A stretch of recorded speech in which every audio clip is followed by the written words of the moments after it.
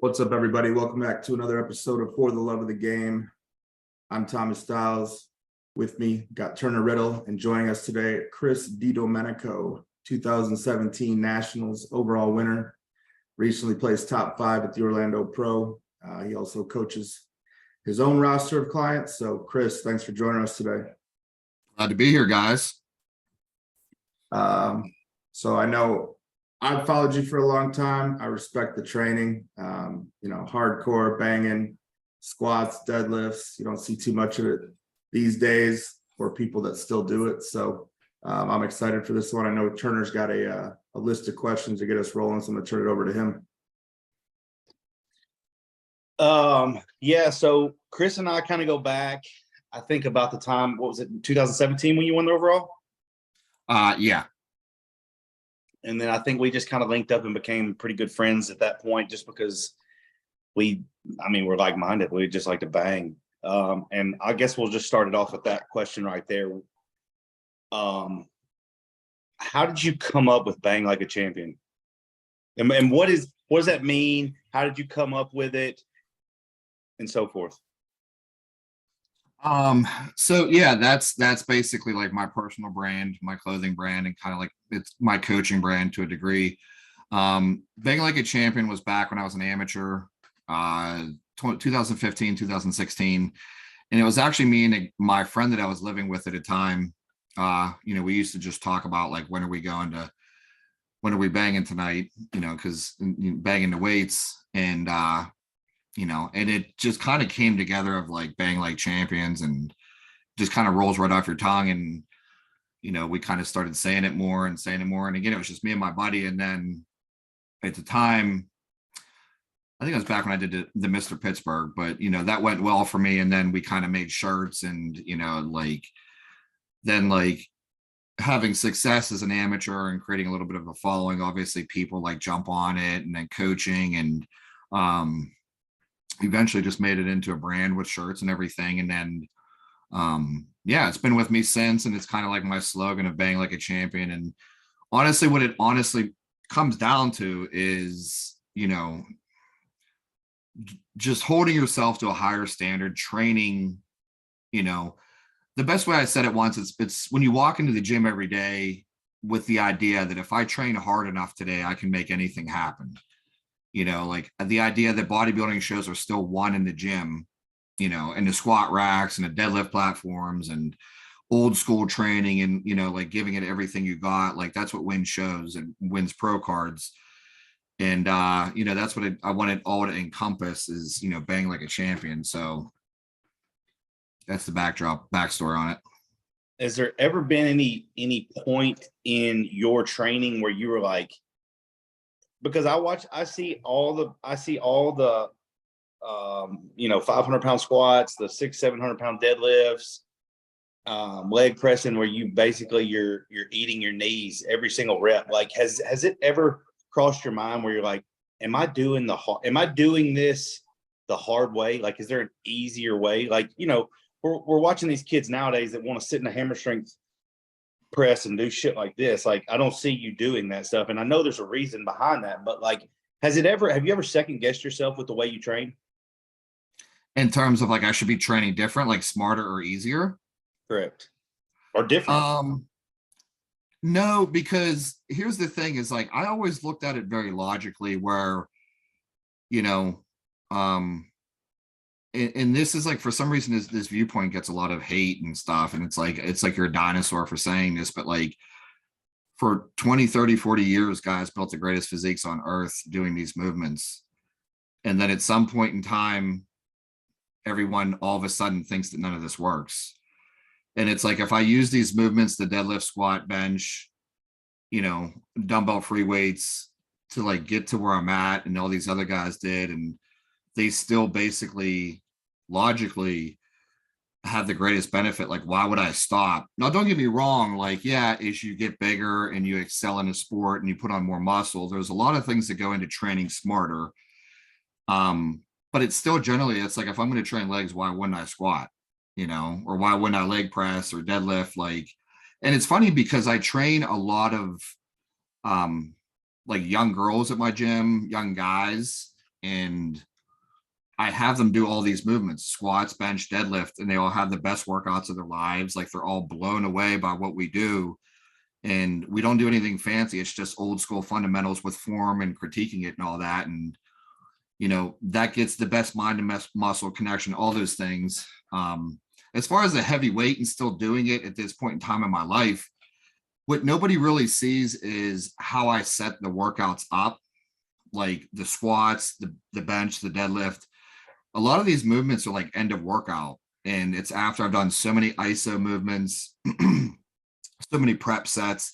People also don't see the level of deep tissue work I get still to this day, like 1 to 3 sessions a week. You know, they don't see all the outside things. They just see the 500-pound squat and they're like, oh yeah, he's going to blow his knees out. He's been doing that forever. You shouldn't be doing that. And it's just like, there's a lot of science that goes behind all of this, you know, for one. And number two, just to wrap it up, it's just like still, I just don't have that mentality. I mean, it's, you know, you live or die by the sword. Like I use these methods to get here.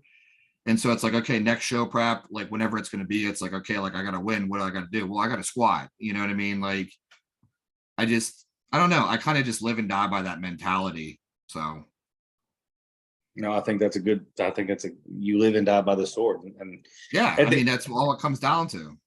At the end of the day, if you do blow your knees out squatting, I mean, you live and die by the sword, right? Hey man, I did it doing it the way I want. I mean, yeah, that's all it really comes down to. I mean, you train as smart as, I mean, Tom Platt said it best. The greatest movements have the greatest risk. You know what I mean? Like if you were 23 years old again and you had to build a back or glutes or hamstrings, what are you going to do? You're going to deadlift. You know what I mean? Yeah. Now I'm in my 30s and I'm trying to put on size still. What should I do? I should deadlift. I mean, I really don't got time for all the bullshit and all the science that goes in with it. It's just like, let's remove that, train hard and do what we need to do. You know what I mean? Absolutely. I think deadlifting at the end of a workout is I mean, everything is being taxed. Forearms, yeah. Glutes, hamstrings. I mean, it all needs to grow. So I think a lot of people would be wise to try to deadlift at the end. I was one that used to do it at the beginning. And I mean, you can move a lot more weight and it looks a lot better on Instagram, but you put those at the end and I think you get a lot more out of the movement for bodybuilding purposes anyway. So yeah, it's the easy to same make thing. a judgment. Go ahead. No, I was just gonna say the same thing goes for squats too, you know, like the range of motion and the muscles you want to hit. Like, you know, if you do a few movements first and then squat, like, yeah, it's going to be a much different feel, but man, that weight just moves like butter and you can just go deeper once everything's warmed up. And, you know, logically, like you just said, you're getting so much more out of the movement because you're actually hitting the muscles and you're not just like wearing out your knees or your hips. You know what I mean? So it's a much different training mentality. Even like a leg press, getting like full range of motion on a leg press, you know, I'll do lunges, hamstring work, leg extensions to warm the legs up, because a loose muscle is a strong muscle, a flexible muscle is a strong muscle. And if it's full of blood, it can stretch more. And so whenever I hop on a leg press and do those full range of motion, that's been put in the workout there specifically so I could do that. You know what I mean? So yeah, and that's how I get maximum, you know, effort out of it.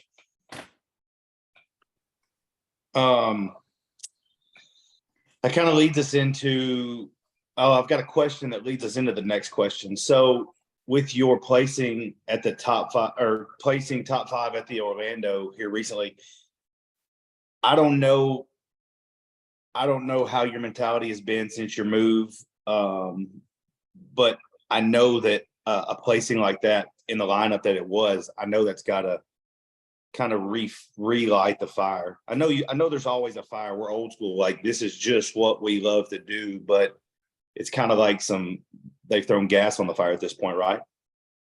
Yeah. I mean, this was huge for me. I mean, and anybody knows, you know, in this sport that's in competitive bodybuilding, you know, there's different levels of everything. The amateurs, the national level, pro cards, the pros, you know, and I always logically looked at everything.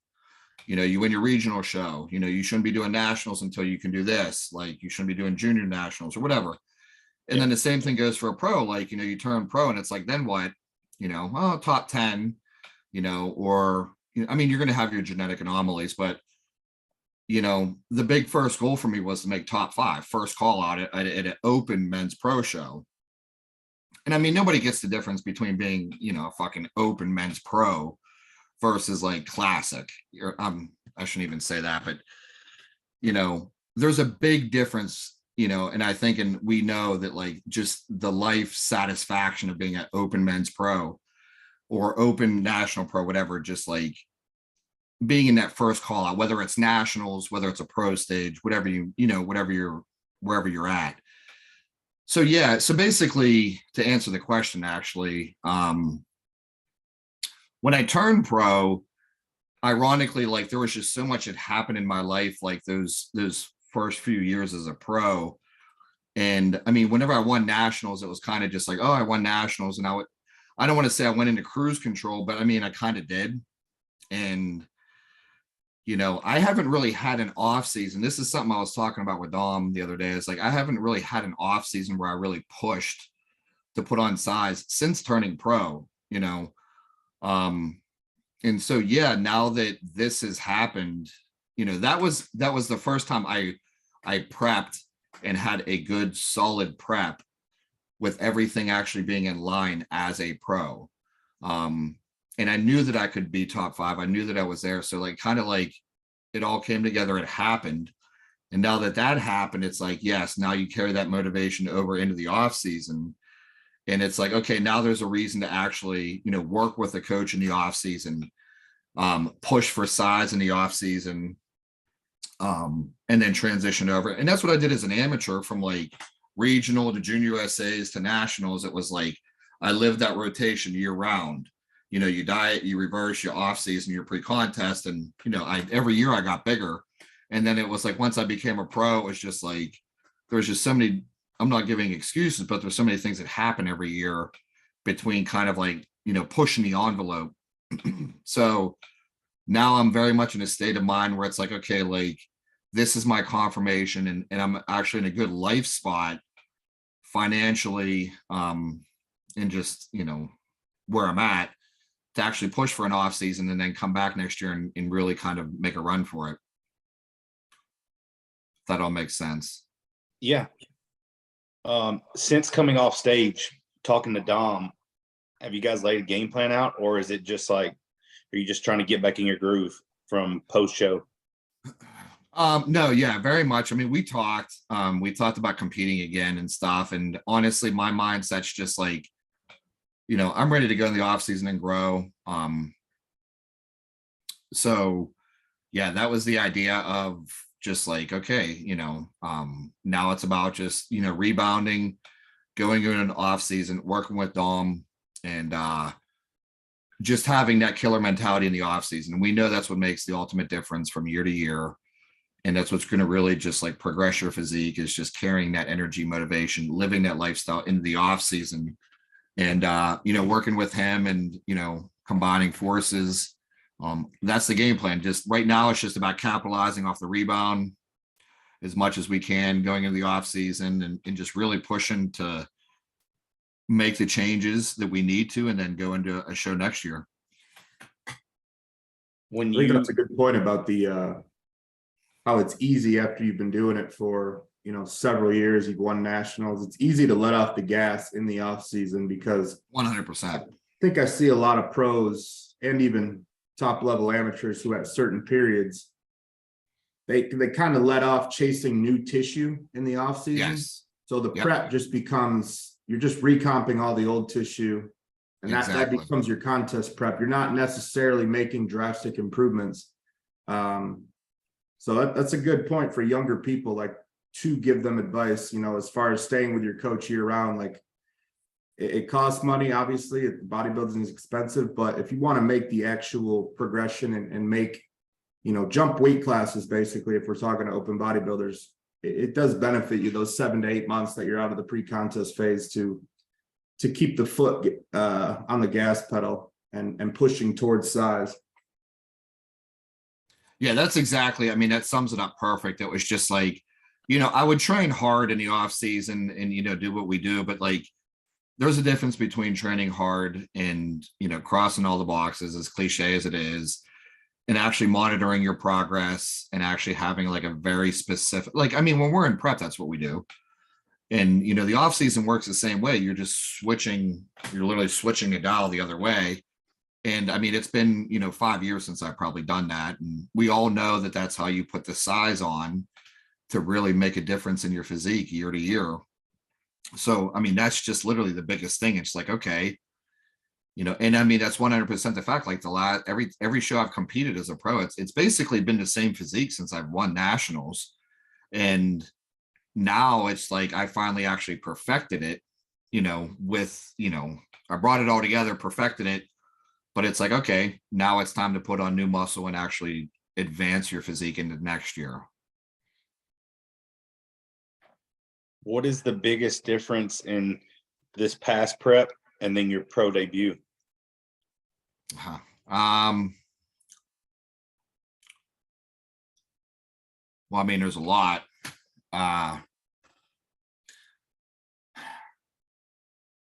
What sticks out to you the most? Like in your mind, what are the things that are made it different? The outcome different? I mean, I'm just more of a professional bodybuilder now. I mean, the blood work, the PEDs, the coaching, the making sure that everything I'm using is 100% real. That makes a drastic, that was a huge game changer for me. And that's one of the biggest issues I've had as a pro, is just using bunk gear, you know. And that's something that I learned in time, because I never had that problem as an amateur. You know, as an amateur, it's just like, oh yeah, everything's working and, you know, you look crazy and you're winning shows. And then it was like, as a pro, it's like, man, why can't I get hard for a show? Like, I'm shredded, I'm full, like, where's all the vascularity I had last year? And it literally took, that's kind of what happened to me in New York, where it was like, man, I got down. I wasn't as good as I was at nationals, but I remember at New York, I was just like, that was my pro debut. I was just like, me and my coach at the time were just both like, man, we can't get hard. And then, you know, at some point in time later, you find out that there's just issues with what you're using. And I did New York was my my pro debut. I did Chicago the following year, but that was a complete joke. I don't even consider that to be a show, because that was during COVID. And literally, I'd even take the prep serious. I just basically dieted half-ass and hopped on stage. So I don't even count that. And then I did Chicago last year with Matt Jansen. And, you know, that was another time, that was another situation where, like, after, you know, I was having a lot of issue with like my blood work while I was doing the prep, mainly like my estrogen and stuff. And, you know, I was trying different things and I thought everything I was using was real and legit. And then, like, as soon as the show was over, I got like a more comprehensive blood work done, and like all of my levels were tanked. And that's whenever I was just like, geez, like, no wonder why I'm the lightest I've been in 6 years, and I'm flat. And again, I can't get hard. So, like, I would say number one, the biggest thing is the fact that, you know, I 100% knew what I was taking last year was real. And for many reasons, in the blood work and all that, like, and I mean, that's, you can't deny the fact that that is a massive variable with bodybuilding. Now, that doesn't make us champions, but when you're going against the greatest physiques on the planet, you better be on the same level that they are in terms of what they're doing. You know what I mean? You know, the shows are still won with who you are, but, you know, when you're going against Hassan, and I mean, I don't think Hassan's using fake gear, let's be real. So right. I don't think that's an issue he's got to worry about, but that's by far the number one thing, just being truthful. Number two, it was just like working with Dom. I mean, it was just better coaching situation. I mean, it's just a more advanced approach, you know, all those things, you know, that was huge. Number three is, you know, the confidence of being there, of like, okay, like, I'm not putting these guys on a pedestal anymore. Like, I'm here to kind of like make a name for myself. All the small variables that go into number three.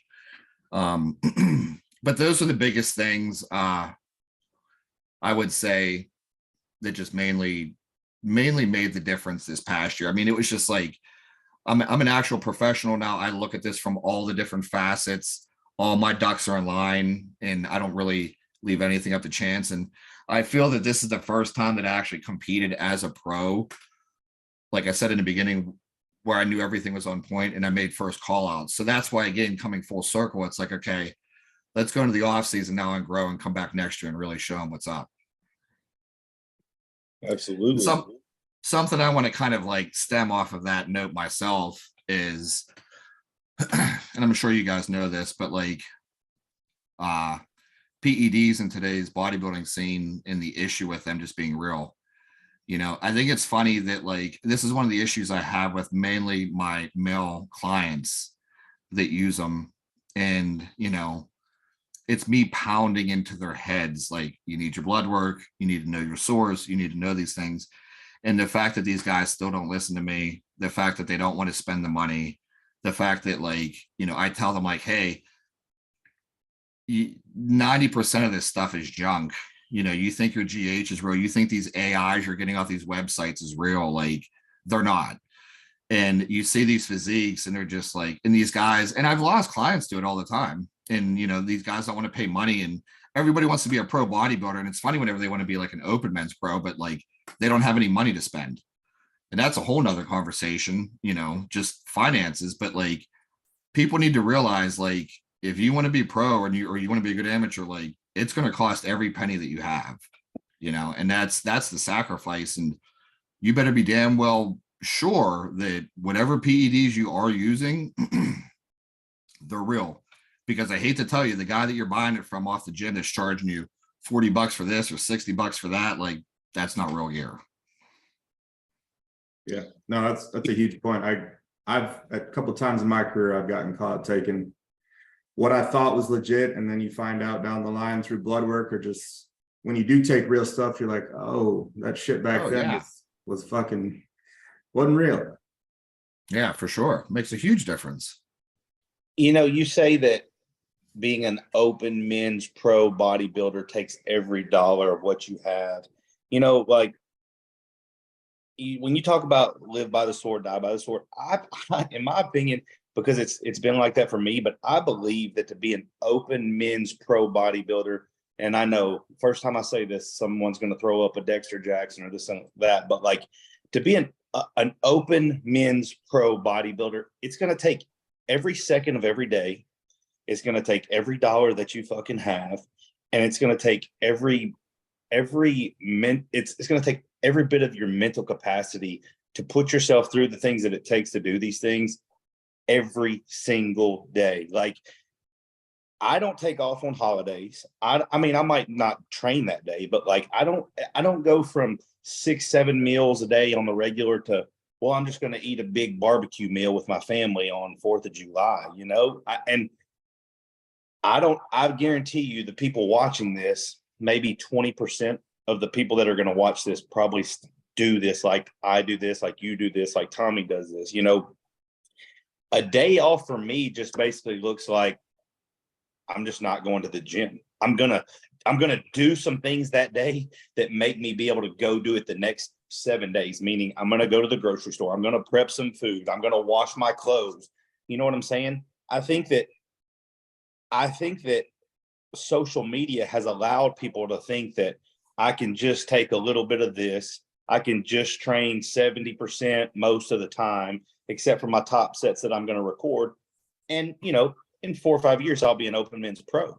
And that's another one thing I wanted to touch on before we move any further. Like, you were taking bunk gear for X amount of years and still deadlifting 500-600 pounds, squatting 500-600 pounds. Yeah, I think real quick, and this is something that I tell people about, because you get to a point with your train, and okay, so like, and the difference between a lot of guys now versus maybe all of us here or some of us, like, I did it naturally for so many years, and I trained hard and I built a base. And like, you know, there's the idea that like, oh, you have a base, you know how to train, and then like you get strength through the years and you build size. And, you know, you're generally maybe like 230 in the off season or 250 or 270. And it's kind of like your window. And these are generally like your weights. but like it eventually becomes hard to tell, like over time, maybe like the potency or legitimacy, because it's like, oh yeah, I'm going to go in there and train hard. And mentally, like the placebo, like I'm on, it's just like, okay, like I'm on. Like when you have that killer instinct, it's just like, you don't know if it's 70% real or 100% real or 30% real. In your mind, you're just like, all right, let's go. You know what I mean? And it's just like, yeah, you go in and train hard. And again, you don't know. And that's why it's just like, I never questioned anything, you know, because it's like, I'm deadlifting this, I'm squatting this, and I still look like this. And I mean, the truth is like, if you're a decent bodybuilder with decent genetics and you work hard, even if you're using bunk gear, you know, I mean, if like, okay, if Big Rami's using bunk gear, he's still Big Rami. You know, he's not going to be the ultimate freak, but like, you know what I mean? So like, that's the general idea of how like off seasons and show preps, it's like, yeah, you know, this is how it should be. But like, I did start to question things where I'd be like, oh, my recovery or all my like, you know, your fullness, or like how you would respond to like a cheat meal, or like, oh, I used to be able to eat this, or I used to be able to do this, and those types of things. And then again, it's like, soon as I was basically 100% reintroduced to like 100% product, whatever you want to call it, I was just like, oh yeah, this is the Chris Didomenico from like 5 years ago. Like I'm still him, and I can still do all these things, and like, you know what I mean? And but yeah, that's totally true. You got anything to add to that, Tommy? I mean, that it sucks to go through, but once you know, I got on, call it some full service product eventually, after dealing with some stuff that wasn't, and you know, the pictures tell the story. It just was like everything filled out and blew up, and it was nothing changed, food, nothing other than what I was loading up in the plunger, and the physique responded in a whole different way. It didn't look inflamed anymore. It just looked healthy and full, like it should on a cycle. So that's another thing, you know, talk about quality and whether it's real or not, like what these guys are, you know, you don't want to make it a chemistry thing, but if they're cutting it with shit, it's going to look like shit on your body. It's going to make you feel, I thought it was just normal to feel like shit on a cycle, because I always felt like I was sick. And then I get some stuff that's like quality and probably made a little bit more sterilely, and I don't feel that anymore. So I was like, damn, I was doing it wrong all along. I got another question since we're right there in that. This is something that came from my Instagram. At this point or stage in your career, Chris, do you completely come off of everything, or is TRT your bare minimum? No, I mean, TRT is bare minimum at this point. And is that like when you come down off everything, is that all you're on is TRT 150, 125, 200? 100%. I mean, there was an idea though that like as an amateur, like, I mean, I didn't even start, you know, until my mid-20s. And I mean, shit, you tell that to anybody now, that's never going to happen with anyone now in today's day and age. And then again, I mean, dude, in 10 years, the scene's changed so much realistically since the inception of social media. But I mean, you got like teenagers and guys in their early 20s telling me as their coach that they're going to go down to TRT, you know. But like as an amateur, that's what we did. Like we came off, and then, you know, blah blah blah blah. And then I mean, I turned pro at 30, and now I'm in my 30s and I'm a pro. So yeah, whenever I come down, it's to TRT, and it's, you know, I'm not using an oral with it or multiple injectables. That's not TRT. You know what I mean? Right. So yeah. And real quick, I mean, I think it's, you know, I mean, if we want to talk about things like, you know, what people don't realize too is like, you can still train hard on TRT and you can still make progress. And that's something I try and pound into like some of my guys' heads. It's like, oh, I'm on TRT now, we're going to be in cruise control for the next couple of months. I'm like, no, still send me check-ins. I'm still pushing hard here. Like, there's no difference. Like, get this bullshit out of your mind right now that like, this is some level of like maintenance phase. Like I mean, so much of bodybuilding is honestly just bullshit mentalities. And there's so much bullshit on social media now that just like plagues these kids' heads with everything. And I think that that's why, like us, like the old school mentality of just like, we never thought about anything back in the day. We just did it. It's just like overtraining, squatting and deadlift like 2-3 weeks out. Like, oh, you can't do that. You're gonna fry your central nervous system. Don't be squatting and deadlifting the same week, or don't be squatting every week.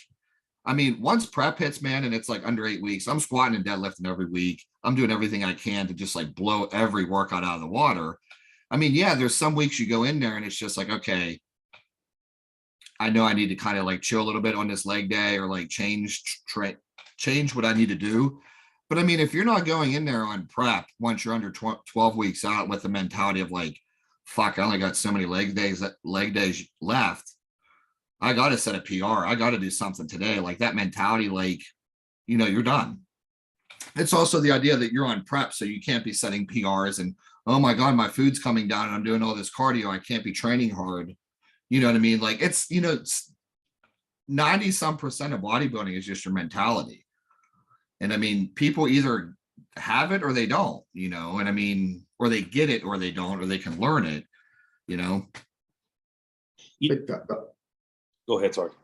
I mean, if people want to argue that the overtraining is going to ruin your stage look, then for me, I can just say, well, this guy squatted and deadlifted probably all the way up to the final week.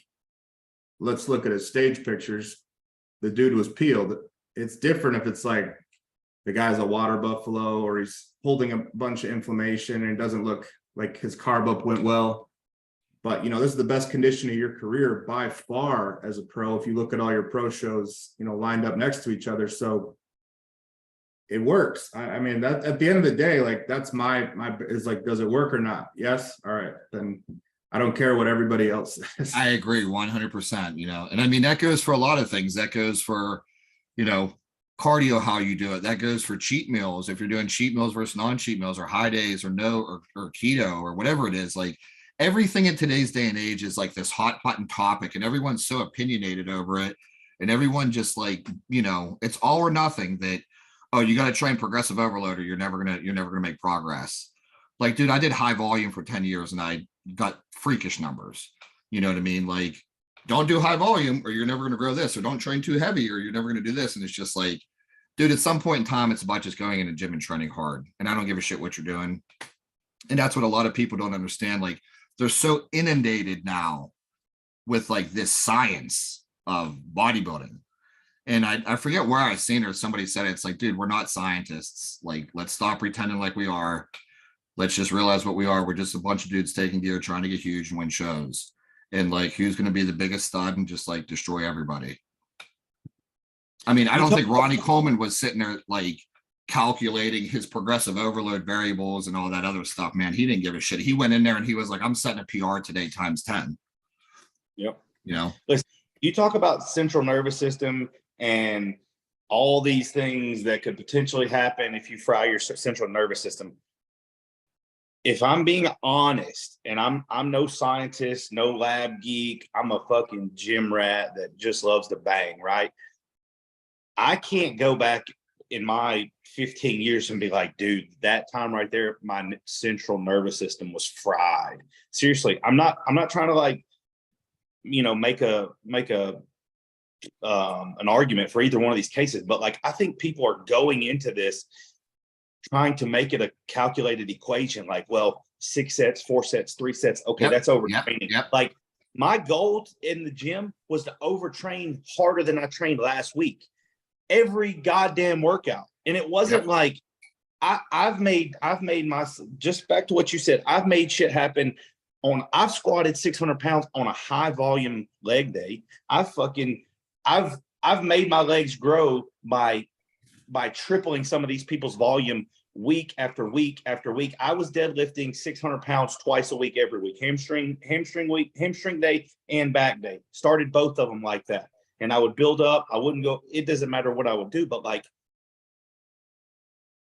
when these people just start rambling off this bullshit, I'm just like, it's all bullshit, dude. And it's, you know, it's just like this obsession now. Again, it's obsession now. People are obsessed with data. and they got such hard-ons for like all these chemical equations with everything. You know what I mean? Especially like we're so inundated with like coaches now, and every coach is trying to be a scientist. You know what I mean? And I'm sorry, but like 90% of them don't have like anything to stand on. You know what I mean? And this whole central nervous system of like, you can't squat every week. Now, don't get me wrong. 1000%, if you're trying to build size and you're trying to progress, you shouldn't be squatting and deadlifting every single week. You know, there is a fine art to progression in all these movements, and we all know that. But contest preps are different. Individual workouts are different. Like, if I'm going in there to just train hard and destroy a muscle, I'm not necessarily worried about these variables. Like if it's in the off season and I'm like, okay, I want to build up my deadlift. Yes, 100%, I will actually cut my squats back. I understand that science and I'm not disagreeing with that. But like when you're in prep specifically, there just has to be more of a killer instinct. Or, you know, there's also, you know, this is another one I get with clients too, where I'm only getting like 4 or 5 hours of sleep at night, or I'm only getting 5, 6 hours of sleep at night. Or last night I only got 5 hours of sleep, so I can't train hard. And I'm just like, bro, get over it. Like, you need to just realize that once you wake up, that night's over and you're here to train. Or this whole thing, like, this is something that makes me laugh, where it's like these coaches saying, you can't. Now, granted, I'm going to disclaimer this heavily. This is my personal opinion because someone's going to eat me alive for this. But you can only have so many milligrams of caffeine a day, or you can only train on these days, or take caffeine, or do this. Like, bro, like, when I'm in prep at some point in time, caffeine's the only thing keeping me alive or awake. You know what I mean? And I don't give a shit what you say. Like, if anybody's ever pushed their body in prep, dude, I'm taking pre-workout just to stay awake to get to the gym half the time. You know what I mean? And like, I'm waking up, taking my fat burner, and I'm drinking a coffee just to wake myself up to take the fat burner. You know what I mean? Like, and again, it's like, well, don't do that. You're crossing that threshold. It's like, okay, I need to get shredded. So like, I'm going to do whatever I can. And I'm just going to keep pushing the envelope. Again, that's kind of like a taboo. You can't say those things and, you know, whatever it may be, but it's just like all of these things come full circle with the mentality that I'm going to do what I have to do to win and progress. And, you know, oh, I'm in prep and my meal fell on the floor and I missed a meal. So I can't go train today. And it's like, no, you go train, you know, you just do it. And I just think that like in general, that killer instinct just isn't there with so many people anymore. I still think you got to have that in the off season too. I mean, like, oh, 100%. Loaded up on food and drugs or tests or, you know, whatever you're taking, like the killer instinct, in my opinion, was like the difference in, are we going to squat 405 to failure, or are we going to do 465 to failure? So I'm like, looking around the gym and I'm like, you know what? Ain't nobody else in here squatting 465. I'm fucking squatting 465. And then that's where my gym partner's just like, hell, man, this is Turner. Like, let's do it. I'm here to spot you. And I'm like, what's the fucking worst that can happen right here? I get buried. You know what the killer instinct is? I'll tell you what the fucking killer instinct is. It's when you're like, you have it in your mind that, you know, you're going to squat heavy today, and you go in the gym and you're hitting those warm-up sets and they're all heavy and that weight's just not moving. And say like your goal is to hit 5 plates on squat and you hit 4 plates and you're like, fuck, man, 2 reps at 4 at his warm-up was heavy. The killer instinct's like, okay, throw that 5th fucking plate on. I'm getting it no matter what. And I can't tell you how many times I've been there, squats, deadlifts, where you're deadlifting and it's like, oh shit, I want to deadlift 5 plates today for 10 reps or 6 plates for 5 reps. And you start picking that weight off the ground and you're like, 4 plates is heavy, 5 plates is heavy. And it's just like, okay, I don't give a shit. I'm putting that 5th or 6th plate on and I'm going to move it. And I can't tell you how many times I just mentally forced myself to do it. And you get to that top set and boom, it just moves like nothing. And you do hit those numbers or you do crush that PR. It's just like, you can't, the killer instinct is having that mentality that like, you're going to get it, you know, no matter what. You know, 75% of the time when I'm squatting, deadlift, or doing any of these movements, it doesn't feel like I'm going to crush the top set. You know what I mean? Like the warm up. And I mean, when you get strong, bench, squat, deadlift, every set becomes heavy at a certain point in time. Like the warm up sets, you're doing all these weights. So that's the killer instinct of just like, okay, this is the third exercise. I set PRs on the first two. Now I'm going to take this one. I'm going to blow this one out of the water. Or like, we're squatting last today. Yeah. Like we're going to go 3 intense high rep sets. Or we're going to set a PR with weight on this. Like, you know what I mean? Just like, that's the killer instinct. And that's what builds the progress in the physique. Yes. You know what I mean? And that's just like, and the hard thing with coaching is like, you can only relay so much of that in an explanation. Right. You know, like if you're not there to like physically show someone and physically explain that, you know, it's like I write a leg workout for these guys and they're like, oh, is that it? You know, is that all I'm supposed to do? And it's like squats, 3 sets of 15. And I'm like, dude, if you do the leg extension lunges and then you do a leg press for 3 sets of 15, you should be able to walk out of the gym right there and say that your legs are smoked. Yeah. Like you're clearly just not pushing yourself hard enough on these exercises. And when you talk about central nervous system, like I guess all this wraps up back into killer instinct, how far, where you're willing to go. But like, I've always been the one to want to err on the side of like, well, let's just see what happens if I fry my central nervous system. You know what I mean? And then, okay, I figured it out. Take a day off. Take 2 days off. But I'm not going to go back in and say, ooh, that's that fine line. I'm not going to touch that again. I'm trying to blow past that. I'm trying to set the next bar for the central nervous system. You understand what I'm saying? Like, it's never been like, well, that's 10 sets, 6 sets. Okay, that's 16 sets. I can't do no more than 20. Like my killer instinct kicks in when I military press the 120s, and it's like you said, they were easy, and I'm like, damn, I just did that for 12 fucking reps. All right, let's do one more, just like that, just to make sure that shit wasn't a fucking fluke. You know what I mean? Make sure I didn't cut my reps down. Make sure he didn't help me any. Like, let's do it one more time. Just, and the thing is, like, when you talk about a killer instinct, like a lot of people, I don't know how that can be taught other than just being around people like that.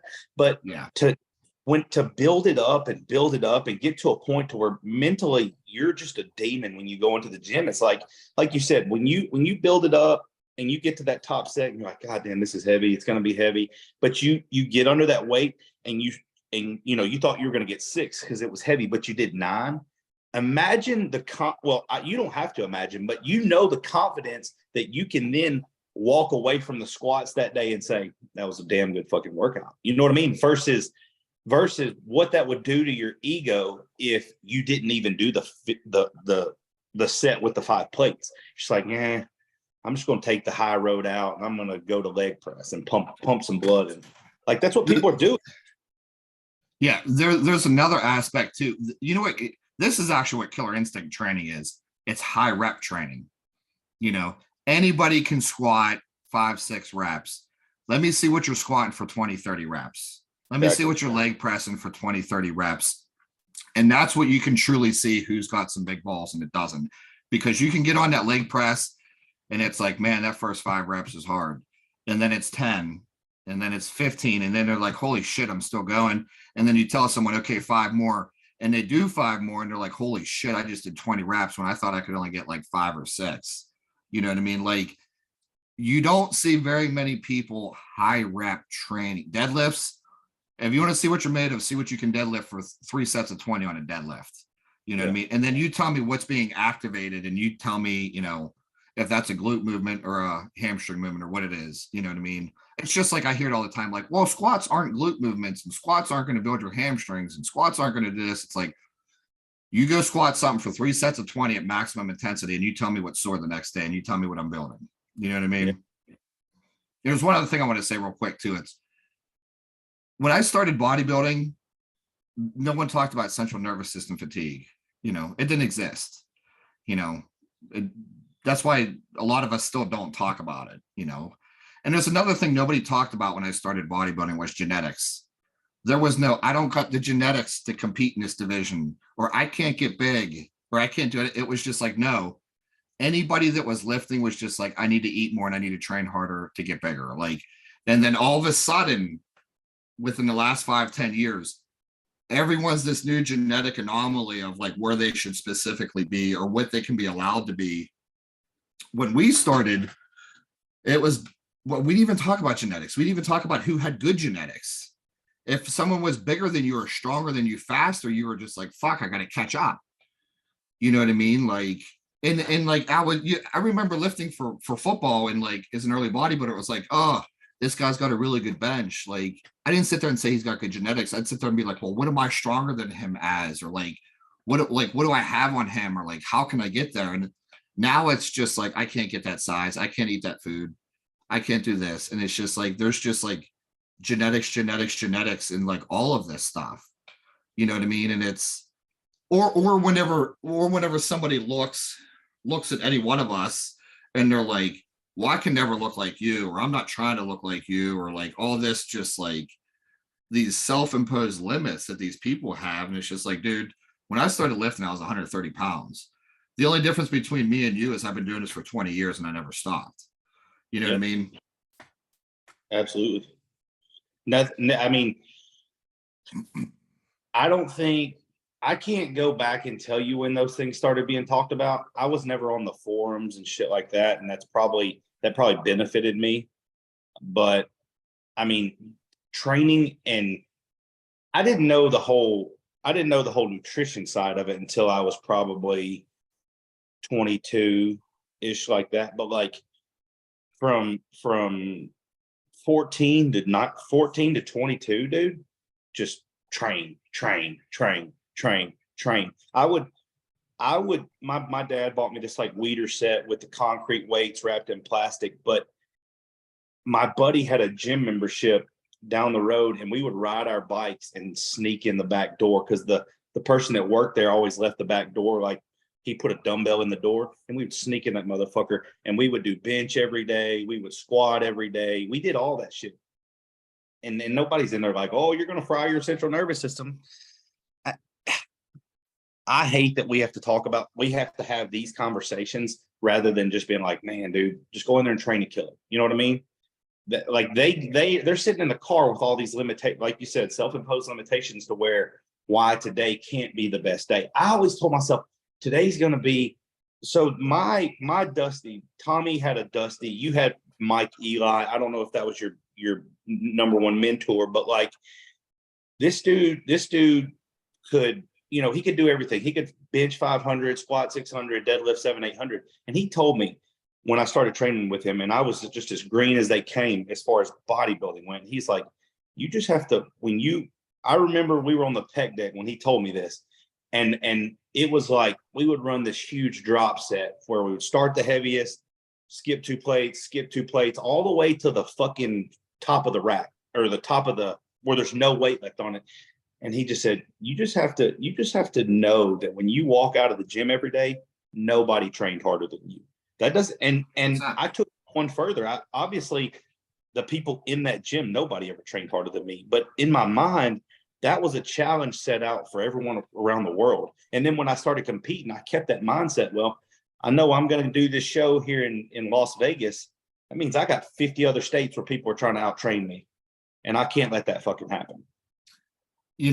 I think that's actually a very cool story, because I had this conversation with a client recently. I remember whenever I was training for nationals, and I remember being like 10 days out, I went in there and I front squatted 4 plates like it was nothing. And that's whenever I just sat there, I was like, you know what, fuck these other guys, because nobody's going in there and nobody's doing this at 10 days out from nationals.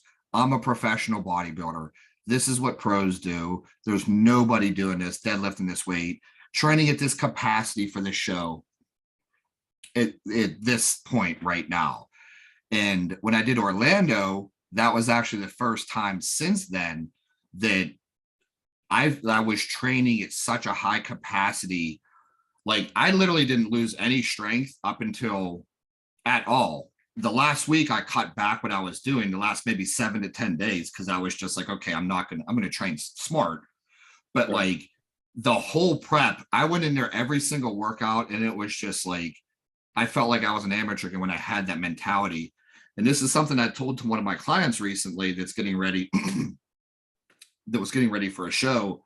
I explained to her, I was just like, look, this is what you're eating. This is your cardio. This is your training. You're at a level that none of these other people are. And you need to realize that, and realize like, hey, I'm 3 weeks out, 2 weeks out, and I'm training, setting PRs. I'm eating all this food. I'm not doing any cardio. I'm a freak status. Like, I should be a pro. You know what I mean? Like, and that's a huge mental thing when you train that way and you can be at that level and you know that you're on that point, whether it's amateur, regional, pro, that gives you a massive, massive level of confidence to go into that show, not be scared, and just be like, you know what? Fuck it. I deserve to be here, and I'm going to take this show and I'm going to actually prove that I belong here. Absolutely. Yeah. You have to create your own like heroism in what you're doing. Cause I mean, 100%.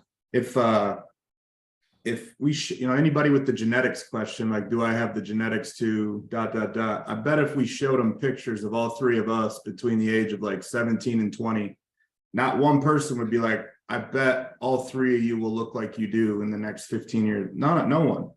So a lot of the genetics questions I just answer with, just keep showing up. You're not going to know until at some point, yeah, if you've been doing it 12 years, it's like you'll have some good feedback. You're not winning an Olympia, but you can take whatever self-limiting belief you have, throw it out the window, and just keep showing up every year. That's all bodybuilding really is. It's just outwork and outlast.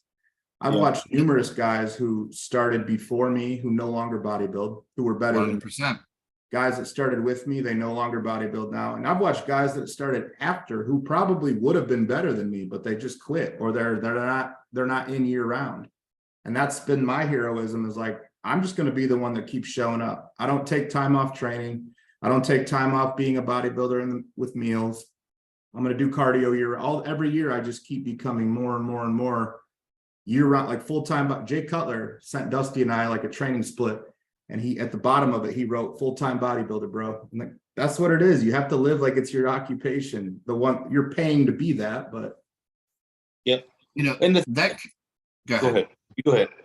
I was just going to say that, that mentality and everything, again, that really stems into coaching. I'm sure you guys will agree with me, where it's like, you look at your clients, okay, you got some, I'm sure, high level clients, great genetics, and then you got average, and then you got your lifestyle or whatever. But like, there's one thing you can't deny: the people that send their check-ins to you on time, the people that fill the check-ins out as they should, the people that listen every week, and you can tell that they're mentally invested in you as a coach and your program, they succeed on some level and they continue to progress. And the difference between them and like your wannabe bodybuilders, wannabe competitors, or people that do compete, they don't have all the bullshit excuses. You know what I mean? Like, I can't tell you how many good potential athletes I've had that just can't fill out a check-in, or can't even just put together the most simple, mundane tasks. But everybody wants to be a pro body. You want to be a pro bodybuilder, but you can't send me your check-in by 9 a.m. Yeah. You can't take your progress pictures because, like, your dog had to, take a shit in the morning, but you're going to be a pro bodybuilder. You know what I mean? But like, again, the people that just simply, it's really that simple.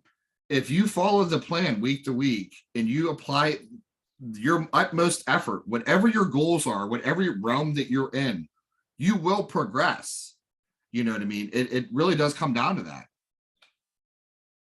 Yeah, I always go back to that when someone tells me, I like to have my check-ins in by, I really don't care. Saturday, I'm not answering any text messages anyway, unless they're within a certain amount of weeks into a show. That's like my day of my family, right?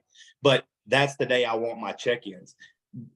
So I would like them all in by noon, just so I can look at my phone and say, okay, everyone's checked in.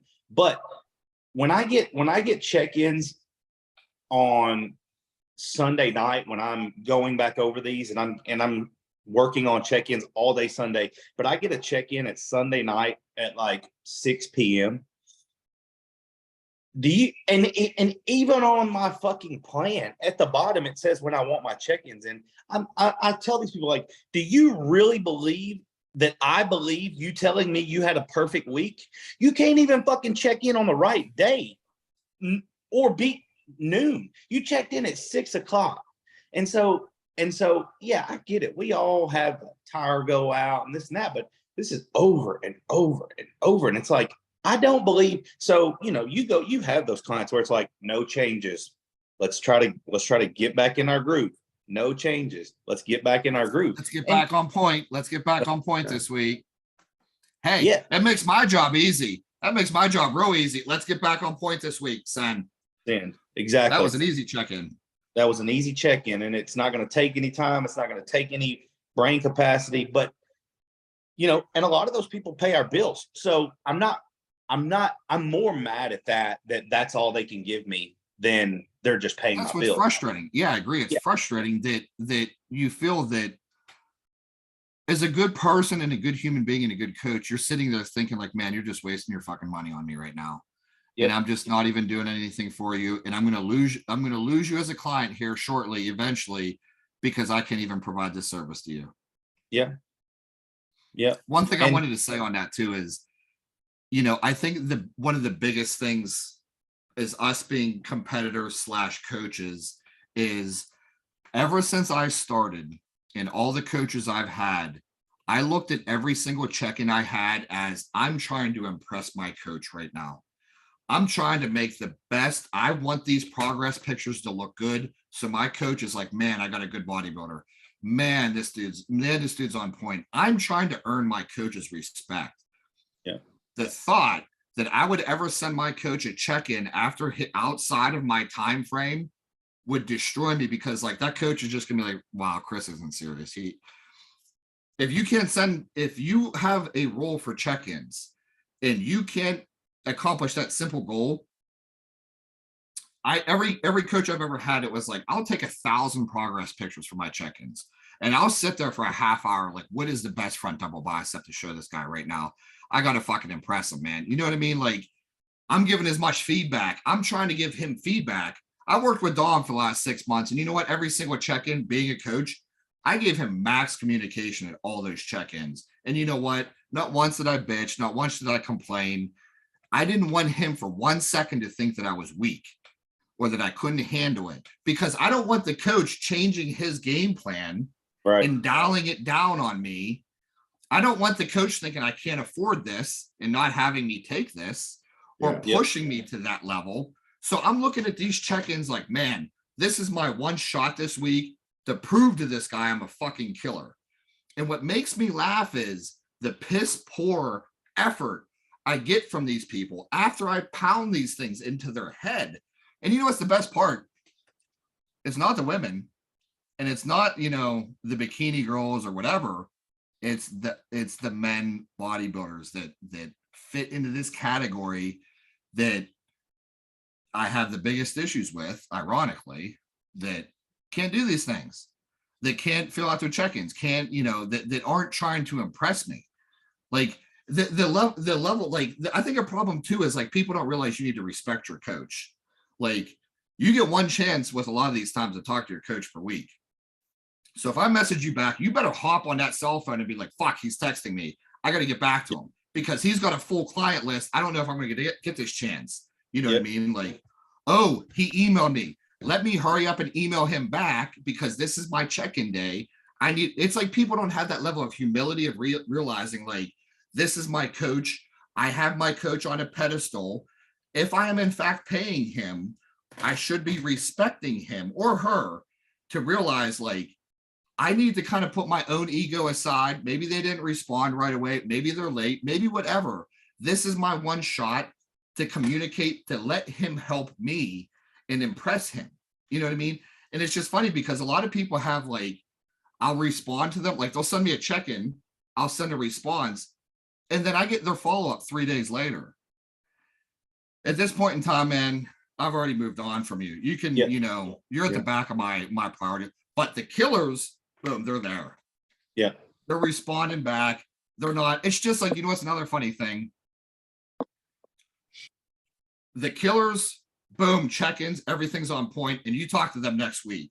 I'm not getting a Sunday afternoon, 2 p.m. text of like, oh, well, what should I do for this? Or what is this? You know what I mean? Like the killers, man, they just sit there, they read, they're just fucking on point. And you can just tell you can tell as a coach, just by your communication, you can tell by their effort, you can tell by their detail in the check-in, who wants it. Do you ever have, all right, so for me, you check in with me on Saturday, Sunday, I do everything I have to do and get it back to you that evening. So basically Monday, you're ready to rock. I'll get some people that'll message me on a Thursday and say, hey, I noticed that you pulled or you swapped this and this and this out. And I'm like, it's fucking Thursday. What happened to messaging me Monday afternoon and been like, hey, you got your check and read it. Well, exactly. But what I tell people is if I swap fucking tilapia for organic, only grass fed, which I don't do that shit. But what I'm saying is, I'll get those text messages on a fucking Sunday. Hey, coach, I'm going to the grocery store.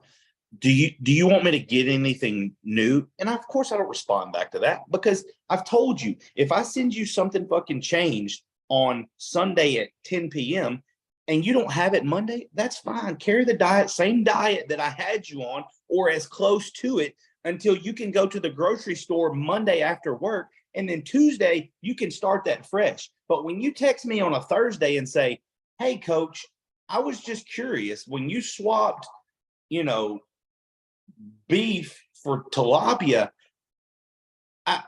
I just like, I'm mind blown. Are you serious? We're 4 days in and you haven't started that yet? So I don't understand why I can't grasp the whole, if I send you a check-in or a reply at 10 p.m. on Monday and you don't have that food, that's fine. If you can't make it to the grocery store on Monday, please go by Tuesday. But if you're just I'm gonna finish out everything that I had prepped until Thursday and then hit the grocery store, Friday morning, it's like, are you fucking serious? There's no common sense here. Shit, I think I lost my train of thought with that. Well, I another thing, I forgot what I was going to say, but another thing that makes me laugh. Oh, I forget what I was going to say, but another thing that makes me laugh too, and this is what being a competitor yourself, because like I'll admit, this past year prepping for Orlando, like I took myself mentally and with all the variables further than I ever did, and you're sitting there in prep yourself. And you're fighting every fucking day to get like a 0.5% better on some variable. And you write a new meal plan out for somebody and they're like, oh, well, I just, I bought all this chicken. Can I finish this chicken up first? And I just sit there and laugh. I in my head, I laugh where it's just like, man, I would have laughed if I would have told any of my coaches that. Hell yeah. Like, oh yeah, switch over to drop the beef. Or switch your carb source, and it's like, oh, well, I just bought this whole box of oatmeal. Like, dude, I'm already at the grocery store. I threw that oatmeal away. It's just a sunk cost. And I'm sorry, but like, if you don't have that mentality, man, you just don't get the sport. Like your grocery bill and when you're shopping and all this stuff, like if you don't get used to the fact, or like, dude, how about like the last 2 weeks when you're changing your foods daily or you're carbon up and all these things, and like you get these people that are like, oh, well, I'm out of this type of rice, or I'm out of this carb. Can I do this or this fat or this protein, or you know what I mean? And the same thing goes with PEDs. Oh, you know what, man? I didn't have that, or I didn't get that yet. Can we just substitute this and use this? Like, dude, you've already changed now what I want for you. This isn't, you know what I mean? Like, how many times have we bought something and you only used it once or twice and you're like, fuck, the coach just changed the protocol again. Now I got to use this instead. You don't sit there and say like, oh, you know what, coach, can we keep this in for another 3 weeks so I can use all this up? Yeah, exactly. You know what I mean? We've I would all never say that. We've all got that box of steroids that are about, they've either got got 10% of it, or they've only got 2 shots out of it. You know what I mean? Yeah. Big box, and you're like, whenever we throw sus back in, I might start with that half open bottle, or I might just fucking throw it away, or I might give it to a buddy that needs a bottle of sus who's going through some hard times. Yeah. dude. How about everybody's got leftover Halo? Yeah, dude, it happened to me this prep. Yeah. Dude, how about whenever you're 2 weeks out? And another thing that laughs to me is like what people don't realize about successful bodybuilding is so much of it is your organization with your finances, your life, your time, all of this. And if you as a bodybuilder aren't sitting there keeping a constant like reconciliation of all your gear. Oh, I have this many Winnie tabs left. I have this much Clen left. I can't tell you how many times the guy's like, oh shit, I ran out of Clen. I got Oh two shit, pills. I ran out of Winnie. I can't tell you how many times I'm buying, like, I literally have to buy a whole bottle of it or a whole bag of it or whatever to get me through 1 week. Yeah. Because the thought of like, oh my God, I'm not going to have this for my peak week or the last 2 weeks. Like, no, I'm buying it. Like, you don't, when you're a killer, man, you don't care the cost. Yep. I'm buying it. It's, but that's the thing about sacrifice. When you want to win or you're trying to win the ultimate prize, you'll sacrifice anything. There's That's nothing you won't pay. Finances don't exist. Whatever your coach says, boom, I'm ordering it right now. I'm eating it. I'm taking it. I'm doing it. That's what people don't get, man. And if you're going to sit there and question what I'm having you take or eat or do in the gym or the time, like you're just not cut out for it. I hate to say it. It's the reality. I mean, it shows itself more and more each year when you see, like, especially when you start coaching, because when you see how others operate and you think to yourself, like, man, because I'm very much the same way. Every coach I've had, including Dom, has been someone like, all right, I'm going to be this motherfucker's top dude. I'm certainly not going to be one of these guys that he's on a podcast talking stories about in a negative light. So I'm going to be the opposite. And that just, I attribute that to the killer. And I attribute that as like, you want to be a primetime player. You want to be a high performer. You can remove bodybuilding placings and how high you climb, going pro, all of that. I think that's just that's your character, is like, I want to be the best at whatever competition I've created with myself. Like, I'm going to send my check-ins the earliest. I'm going to take the best pictures. I'm not going to have lighting issues. All of my check-ins are going to look the same. Down to like, I'm going to remove my body hair. I hate fucking shaving for bodybuilding. It's the worst part of bodybuilding, but I'm going to be the best dude up there when it comes to hair removal, like all that shit. All right, listen, Chris, I know you got to be, I'm sorry, I didn't mean to cut you off, Tommy. I'll let you say what you got to say. Good. I know you got to be somewhere around 3. I I want to got wrap plenty it. of time. I mean, whatever you guys want to do, I got all day. So Well, whatever you said something a second ago as far as you pushed it as far as you've ever pushed it this time for the Orlando Pro. Is that right? Did Chris freeze up on us? I think Looks like he froze up. that was just a stupid question. He's pissed about it. He's like, fuck you, dude. He's froze up on my He's frozen right now for me. He might come back. I thought he was just like me cutting him off. He's like, fuck you, Turner. I don't know. He might have to remove himself and then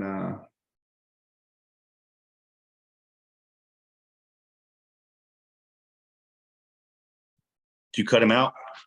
no, I think he dropped off, and then he should be able to jump back in. If he can jump back in.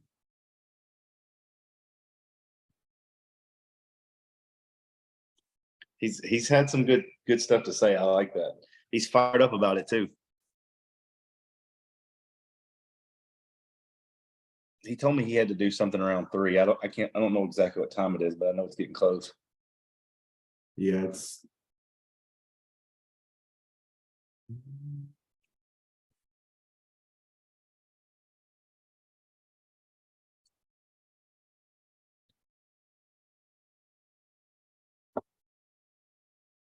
for the people still watching. These are the tech difficulties we deal with. So apologies. It happens. If anything, it'll make for a good part 2. Yeah, good segue. I mean, he's got the link. All he's got to do is it should allow him to jump back in. So I don't know what if it was like a computer thing or his power went out. But how you feeling 2.5 weeks out? yeah, good. Had a high day yesterday. Leg day. It's just hot. I mean, it's hot out here right now. Yeah. Can't stay hydrated enough. Yeah. How many meals are you training after?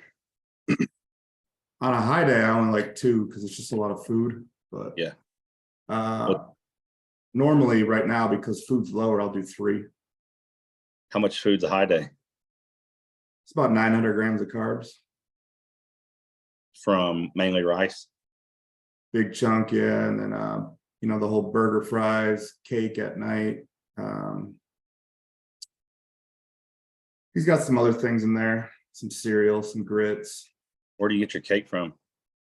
There's a place out here called Portillo's, and they got this awesome chocolate cake. Oof. I don't even really like cake, but this cake this has like the perfect cake to frosting ratio. It's good. Dude, there's nothing better than shit like that. Like when you're so close in prep, and it's like, it's one thing when you're eating it and you're not supposed to in prep. You know what I mean? Like you're 3 weeks out and you're like, okay, I'm gonna slot, which I don't really do that shit. But like when coach says, hey, I want you to eat 2 muffins this meal, you're like, and my meal and 2 muffins? All right. Yeah. You know, just way fucking different. Yeah. I mean, you'll sit down and like have the muffin like it's a meal. Yeah. Yeah, for sure. Well, shit, dude, if that's all we got, I mean, hell, I'd just say let's just do a part 2. Yeah. So anybody still listening, like, share, comment, subscribe. Appreciate all the support. Let us know what you think of this one. We'll definitely have Chris back for a round 2 and take it from there. So you got anything else? Yeah, that was great, man. I really appreciate Chris's point of view. And I was on here with him before you guys got on here, and he was like, man, I really just want to talk coaching. And I was like, I can appreciate that. You know, like a coach that just he doesn't want to bash other coaches. He just wants to let people know, like, we take this shit serious. We want you to do good. So, you know, this half-ass bullshit of you think you train hard, or you can't check in till 2 days after check-in because you're fucking busy. We're all fucking busy. And I like where he was going with the time management thing. So if anything, that gives us some good material to talk about part 2. So yeah, we appreciate you guys watching. Keep the comments coming, keep the views up, and we're just going to keep bringing on top pros. I mean, I know Chris, and I know the killer instinct mentality that he has. So like I know now he's more motivated than he ever has. So, you know, the 600-pound squats and deadlifts is not going to stop. He's throwing gas on the fire. So everyone, if you don't follow Chris, go follow Chris, and we'll see you next time. Peace.